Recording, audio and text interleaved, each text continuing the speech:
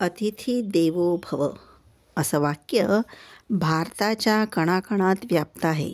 श्रीमंत असो, भिक्षुक असो, आपण जेवायला बसताना डोळ्याला दिसणारा कोणीही राहू दे, या जेवण करूया असं आत्मीयतेने बोलवावं. आपण खाल्लेल्या अर्ध्या भाकरीतील एक घास भाकरी देणारा दरिद्री नाही, तर ही हृदय श्रीमंती भारतीयांच्याच नाही तर दुसरीकडे कुठे दिसणार. त्या बैरागीने बोलवल्यावर सिद्ध जेवायला बसले. बैरागी मस्ती करत हसत जेवत होते. आम्ही घेत असलेल्या अन्नाच्या प्रत्येक कणात आमचा भाव रसात समरस होऊन परिणाम करतो.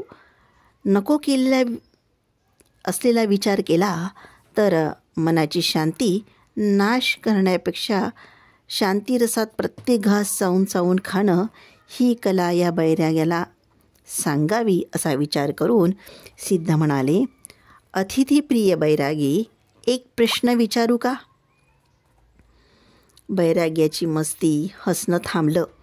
त्यातील एकाने, विचारा. अन्न पोटात गेल्यावर आम्ही खाल्लेल्या अन्नाचा परिणाम काय होतो? अन्नापासून धातू होतो.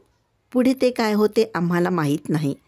एका बैरागीने प्रामाणिकपणे सांगितलं. अन्नमयम ही सौम्य मनहा असं छांदोग्य उपनिषदात सांगितलं आहे. आम्ही खाल्लेलं अन्न पुरिष्ट, स्थविष्ट, अनिष्ट असे 3 भाग होतात. प्रथम भाग अधोमार्गाने जातो. द्वितीय भागाने धातूची स्थिती प्राप्त होते. तृतीय भाग मनरूप शांती देतो किंवा मनच तयार होते. हेच साधकाला अनुकूल होऊन राहतं. ही शांती आत्माभिमुख होऊन झाल्यानंतर साधक स्वतः आनंदमय ब्रह्म होतो. म्हणूनच जेवण करताना आपल्या इष्टदेवाचं स्मरण करत, नामोच्चार करत, प्रापंचिक प्रत्येक घासात नामस्मरण घेत शांत वृत्तीने जेवायला पाहिजे. एवढंच नाही तर जणू काही आम्ही आमच्या आत असलेल्या हृदयात असलेल्या देवाला प्रत्येक घास भरवत आहे असा भाव त्या भोजनात असावा. मस्ती करत क्रोध करत जेवलं तर त्याचा परिणाम वेगळा होतो. साधकाने तर हे रोजच आचरण केले पाहिजे. अन्नब्रह्माचा अर्थ तेव्हाच माहीत होतो जेव्हा आम्ही या अन्नाला साक्षात अन्नपूर्णा असं समजून जेवण करतो. तो बैरागी आश्चर्यचकित झाला. सिद्धाच्या गोष्टी फलित झाल्या. शिवनामस्मरणात मिळालेला घास प्रसाद होतो आणि तो परिणाम करतो. भद्राचलात आलेले सिद्ध रामदासांनी जीर्णोद्धार केलेले देऊळ पाहून गोदावरी तीरावर आले. रामदासांनी अनुष्ठान केलेल्या त्या पवित्र कट्ट्यावर ध्यानस्थ होऊन बसले. सिद्धाच्या त्या समाधी स्थितीत खूप वेळपर्यंत काही लोक त्यांच्याजवळ येऊन थोडं दूर थांबले. ओहो, किती कांती, कुणी योगी असावा असा ते तर्काने विचार करत होते. तेवढ्यात सिद्धांनी डोळे उघडले. स्वामी, आपलं गाव कोणतं? आपला देश कोणता? आपली स्थितीगती काय? दया करून सांगाल काय? ही विनंती. अपरिच्छिन्नच आमचा देश, दिसणारं सर्व अधिष्ठान राहणारी आमची स्थिती, निर्गतीच आमची गती. हो, आत बाहेर एक असलेले स्थितिवंत आपण. रामदासांनी अनुष्ठान केलेल्या या स्थानाला पुन्हा पवित्रता आणून दिली. या कट्ट्यावर आपल्यासारखे महात्मा नाही तर दुसऱ्याला कोणाला बसायचं धैर्य होईल? स्थितिवंताची स्थिती ओळखणारे निर्मळ स्वभावाचे पाहिजे ना. तुम्ही त्या योग्यतेचे आहात. चांगल्या गुणाला दिसणारे सगळे चांगलेच. त्या लोकांनी फळावळ देऊन सत्कार केला. सिद्ध थोडं घेऊन पुन्हा संचार करत पुढे निघाले. आता त्यांचं मन मुख्य नाडीत अभिमुख झालं होतं. दीर्घ संचारात तारुण्य वर्तत होतं. देशादेशातून चालणाऱ्या त्या चरणाला दिव्य चैतन्य आलं होतं. देशादेशाची हवा, प्रकाश, पाणी स्वीकार करत आपल्याजवळ असलेलं ज्ञान देत, प्रत्येक श्वासाला बीजमंत्र पेरत आत्मज्ञानाचा प्रसाद देत चालत आले होते.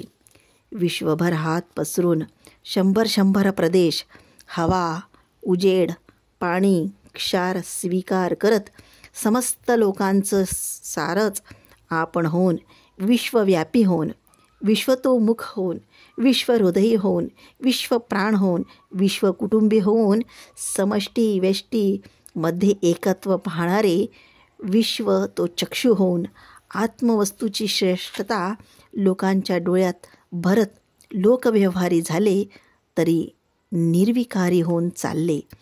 त्या चालणाऱ्या रस्त्यात पडलेले काटे सुवासिक फुलं होऊन फुलले. कठीण शिला वितळून पाणी झालं. कर्नाटकाची कृष्णा सिद्धाला हात करून बोलवू लागली. तृष्णा पूर्ण केली. अंगणभर फिरून खेळून आलेल्या मुलासारखे सिद्धांच्या पायांचे तळवे धुतले. मुखाला काही लागलं आहे असं वाटून घासून घासून धुतलं. मुखाला लागलेला ब्रह्मरस घासून धुतला तर डोळे दिपत होते. तायनाडचे लोक जमीन, त्या हवेत गारवा असणाऱ्या मधुर स्मृतीचा स्पर्श कृष्णा मातेच्या मांडीवर स्वस्थ होऊन बसले. खूप वेळानंतर त्यांनी डोळे उघडल्यावर समोर थोड्या दूरवर एक स्त्री आपल्यालाच पाहत आहे असं दिसलं. सिद्धाचं चलनवलन पाहून स्त्री हळूहळू जवळ येऊन दुरून नमस्कार करून थांबली. ये आई, काय पाहिजे? सिद्धांच्या वाणीत लहान मुलाच्या बोलण्यातलं मध भरलं होतं. ते बोलणं त्या स्त्रीला अनुभवाला आल्यावर ती रोमांचित झाली. ये आई, ये आई, ये आई. वांझ असणाऱ्या जीवनात या सायंकाळी अशा अमृत हाकेला मी धावून आले ना. माझ्या मनाची इच्छा या महात्म्याला माहीत झाली असे वाटते. अशी भावना तिच्या मनात आली. पूज्य हो, आपण महात्म्यासारखे दिसता. दिशा नसणाऱ्याला देवच गती. मुलं नसलेल्या मला आत्मन पोखरत आहे. कोणाच्या समोर न सांगता येणारी व्यथा, माझ्या डोळ्यातील अश्रूंची कथा. वांझ शब्द ऐकून ऐकून जिवंत असतानाच मरणव्यथा भोगत आहे. दया करून आपण माझ्या मनाला समाधान व्हावं असा अनुग्रह करा. आई, अनंत जन्मात असंख्य मुलांना जन्म देऊन तू या जन्मामध्ये मुलाला जन्म देऊन वांझ कशी झाली? सोमवार उपास केला तर, खायला नाही तर दरिद्र असं समजावं का? मरण बिघडवणाऱ्या मुलांपासून कंटाळून तू या जन्मात मुलंच नको असं देवाला मागून आली आहेस. ते विसरलीस एवढंच. तुमची गोष्ट खरी असली तरी वांझ या शब्दाला घाबरते बाबा. मला पाहिजे असलेलं तेच. तुझं आराध्य दैवत कोणतं? कपडीचा संगमनाथ. ठीक, त्या संगमनाथाचं नामजप नित्य न चुकता कर. वांझ वांझ या शब्दाला भिवून अशुद्ध असलेलं चित्त निर्मल होईल. निर्मल झाल्यानंतर हृदय वैशाल्य व्यापक होतं. या हृदय वैशाल्यामध्ये विश्वच लपून जाते. मातृशक्तीच्या ते मेरुगिरीवर थांबल्यानंतर तिला मात्र सगळे शुभसंतान, शिवसंतान. तेव्हा वांझ हा शब्द तुला काहीही करणार नाही. बोलणाऱ्याची जीभच विषयुक्त, ते तुला बाधा करणार नाही. मी तुझा मुलगा असं समज आई. धन्य झाले गुरुदेवा, तुम्ही सांगितलेल्या मार्गातच चालते. आई, आई असं तोंड भरून, हृदय भरून म्हटल्यावर माझं वांझपण निघून गेलं. ती स्त्री पुन्हा भावूक होऊन, पुन्हा सिद्धांना नमस्कार करून आपली शिजोरीची गाठ सोडून सिद्धांसमोर ठेवली. सिद्धांनी थोडं घेऊन तृप्त झाले. बाहेर फिरून येणाऱ्या मुलाला आई जबरदस्ती आत ओढून घेऊन जाते, दार लावून घेते. त्याप्रमाणे संचार करून आलेल्या सिद्धांना कृष्णा नदीने आकर्षून थांबवून घेतलं. 3 वर्षे सिद्ध त्या ठिकाणी राहिले. शेळी पाळणाऱ्या मुलांसोबत स्नेहाने राहिले. त्या मुलांनी शिजोरी सिद्धाला दिली, तर शेळी घट्ट असलेलं दूध देत होती. शेळी पाळणाऱ्या मुलांमध्ये निष्कपट सरळ मनाच्या त्या मुलांसोबत सिद्ध मोहित झाले. असे 3 वर्ष सिद्ध तिथे राहिले. शेळी पाळणारे त्या ठिकाणाहून दुसरीकडे गेल्यावर सिद्धही एकाएकी निघाले. 3 वर्ष एकाच ठिकाणी राहिल्यामुळे थांबलेले पाय पुन्हा चालू लागले. मंगलगिरीला आले. तिथल्या देवाला पाहून तो पर्वत उतरू लागले. मध्ये एक गुहा दिसली. सिद्धांनी वाकून पाहिलं. शूद्रसिद्धी वश करणाऱ्या संभ्रमात जगत विसरून बसलेल्या एका व्यक्तीला पाहिलं. डोक्याची कवटी, अस्थिपंजर, बाळंतीचे हात पूजा करत होते. लाल कुंकुम लावून लाल फुलांनी पूजा करून कडुलिंबाच्या धुरीने गुहा व्यापली होती. त्या रुद्रपूजेत रुद्रमंदिरात सिद्धारूढांनी पाय ठेवले. त्या व्यक्तीनेही तिकडंच पाहिलं. आपण आराधना करत असलेली देवता प्रत्यक्ष झाल्यासारखं त्याला वाटलं. त्याच्या त्या रुद्रमुखात मंद हास्य होतं.